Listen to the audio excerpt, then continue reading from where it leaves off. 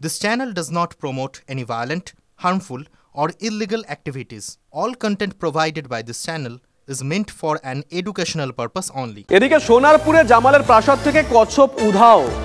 সোনারপুরে শাহজাহানা তৃণমূল কংগ্রেস নেতা জামাল এখন জেলে। কচ্ছপ উদ্ধারে গিয়ে খালি হাতেই ফিরল বন দপ্তর ও পুলিশ। সালিশি সভায় মহিলাদের পায়ে শিকল বেঁধে মারধরে অভিযুক্ত জামাল। বন দপ্তর পৌঁছানোর আগে কোথায় গেল বেআইনিভাবে রাখা কচ্ছপ?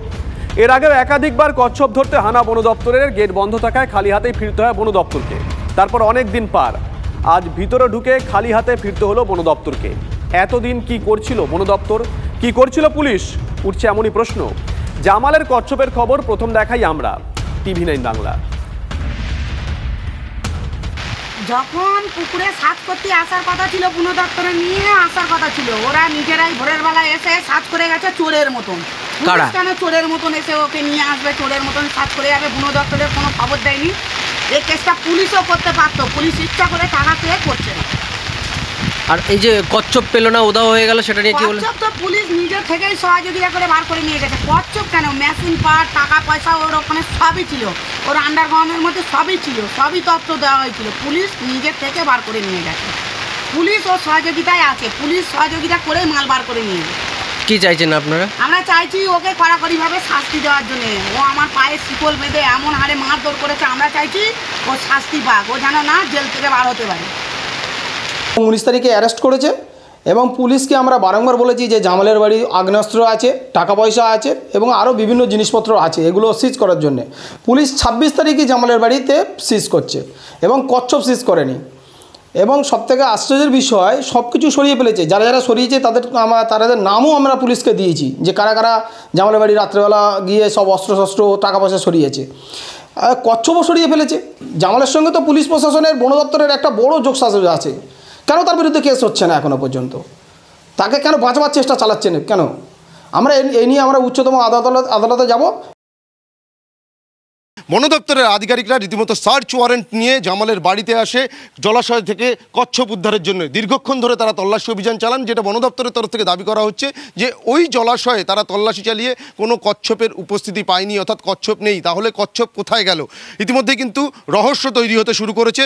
কোথাও গিয়ে তদন্তকারীরা যেটা মনে করছেন যে সুকৌশলে এই মাঝের যে সময়, এই সময়ের মধ্যে জলাশয়ের ভেতর থেকে কচ্ছপ সরিয়ে ফেলা হয়ে থাকতে পারে। যদিও গোটা বিষয়টি তদন্ত সাপেক্ষ, তবে এদিন কচ্ছপ না পেয়ে গেল এই বাড়ির ভেতরে পরিবারের যারা সদস্যরা রয়েছেন জামালের, তাদের সঙ্গে বন দপ্তরের আধিকারিকরা কথা বলেন, তাদের স্টেটমেন্ট রেকর্ড করা হয়েছে। এবং যেটা বন দপ্তর সূত্রে আমরা জানতে পারছি যে পরবর্তীতে এই সমস্ত তথ্যের উপরে ভিত্তি করে তারা ওয়াইল্ড লাইফ অ্যাক্ট 1972 অনুযায়ী পরবর্তী যে পদক্ষেপ রয়েছে সেই পদক্ষেপ নেবে। এবং বন দপ্তরের আধিকারিকরা তারা যে পরিস্থিতি দেখেছে সেই পরিস্থিতির বিস্তারিত তথ্য তাদের ঊর্ধ্বতন আধিকারিককে জানাবে, এমনকি সোনারপুর থানার পুলিশকেও জানাবে। কিন্তু এখন যেটা প্রশ্ন বা রহস্য, যে কচ্ছপের উপস্থিতি দেখা গেছিল জলাশয়ে, সেই কচ্ছপ কোথায় গেল? কচ্ছপের তথ্য আদৌ উদ্ঘাটন হয় কিনা সেটাই এখন দেখার। সোনারপুর থেকে ক্যামেরায় দীপঙ্কর জানার সঙ্গে সুপ্রিয় গুহ, TV9 বাংলা। আয়করে ফাঁকি সরকারি মেডিকেল কলেজের। সময় মতো আয়কর রিটার্ন জমা না দেওয়ায় প্রায় 15.5 লক্ষ টাকা জরিমানা। সূত্রের খবর, 2018-19 অর্থবর্ষে কোনো আয়কর রিটার্নই করেনি রায়গঞ্জ মেডিকেল কলেজ। 2019-20 অ্যাসেসমেন্ট বছরে তা ধরা পড়তেই আয়কর রিটার্ন দেওয়ার জন্য একাধিকবার চিঠি পাঠানো হয়, কিন্তু মেয়াদ ফুরিয়ে গেলেও রোগী কল্যাণ সমিতির নামে থাকা ব্যাংক অ্যাকাউন্টে আয়কর রিটার্ন জমা হয়নি। তার জেরে 15.5 লক্ষ টাকা জরিমানা করেছে আয়কর দপ্তর। এ নিয়ে ইতিমধ্যেই রাজ্যের স্বাস্থ্য ব্যবস্থা বেহাল বলে তীব্র কটাক্ষ করেছে বিজেপি। অন্যদিকে এর নেপথ্যে রাজনৈতিক কৌশল দেখছে তৃণমূল। চাপে পড়ে আয়কর দপ্তরের সঙ্গে সমন্বয়ের অভাব বলে দায় এড়ানোর চেষ্টা করছে মেডিকেল কলেজ কর্তৃপক্ষ। তথ্য বলছে একবার দুবার নয়, একাধিকবার আয়কর দপ্তরের পক্ষ থেকে নোটিশ করা হয়েছিল মেডিকেল কলেজ কর্তৃপক্ষকে। কিন্তু এতজন সরকারি আধিকারিকের নজর কিভাবে তা এড়িয়ে গেল, যা নিয়ে কিন্তু প্রশ্ন উঠছেই।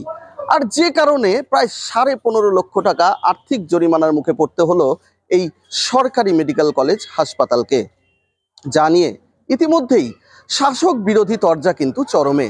যদিও আগামীতে এই বিপুল অঙ্কের জরিমানা জমা করতে হয় কিনা তা কিন্তু সময়ই বলবে। উত্তর দিনাজপুর থেকে ক্যামেরায় মৃত্যুঞ্জয়ের সঙ্গে রূপক, TV9 বাংলা। 2018-19 সালের অর্থবর্ষে হিসেব না দেওয়ার দরুন প্রায় 15,43,843 টাকা ফাইন দিতে হচ্ছে, পেনাল্টি দিতে হচ্ছে। এই সামান্য হিসেব রক্ষকের কাজ বা হিসেব নিয়ে যদি স্বাস্থ্য দপ্তর, স্বাস্থ্যমন্ত্রী, মাননীয় মুখ্যমন্ত্রী এতটা উদাসীন হতে পারে, তাহলে সাধারণ মানুষের স্বাস্থ্য ব্যবস্থা কোথায় আছে? রাজ্যের স্বাস্থ্যের হাল কোন তিমিরে গিয়ে পৌঁছেছে। এরকম কোনো ব্যাপার আমার জানা নেই প্রথমত। দ্বিতীয়ত হচ্ছে এটা যেহেতু government medical college, it's a totally non profit organisation, মূলত পরিষেবা দেওয়া হয়। যেখানে প্রফিটের কোনো ব্যাপার নেই সেখানে আই ট্যাক্সেরও কোনো ব্যাপার নেই। একটা শোকজ নোটিশ এসছে ডিউ টু একটা miscommunication between IT and hospital. মানে অনেক আগের থেকে এই ঘটনাটা 19-20 ফাইন্যান্সিয়াল ইয়ার থেকে। তো সেটা আমাদের অ্যাকাউন্ট অফিসার দেখছেন এবং প্রপার রেসপন্স করছেন।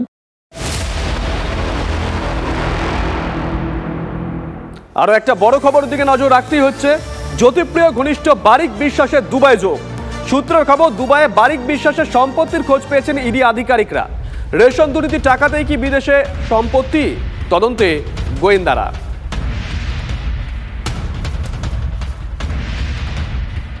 তদন্তের বিষয়ে কোনো কথা বলবো না। যদি কোথাও কোনো ভুল থাকে তাহলে কনসার্ন ব্যক্তি যার বিরুদ্ধে তদন্ত হচ্ছে তিনি বা তার আইনজীবীরা তাদের যা বলার আছে সেগুলো বলবেন।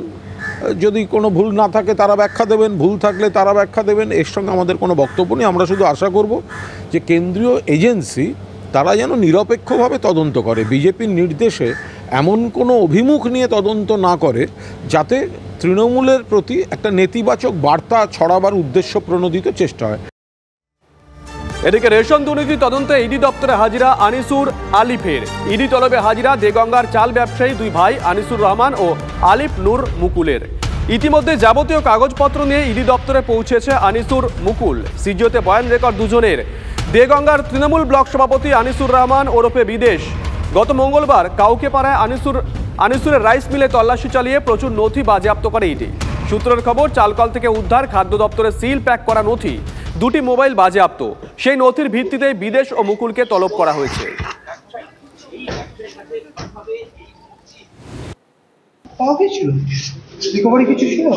ইডি জানে তো এই ক্যাশ রিকভারির কথা বলা হচ্ছে।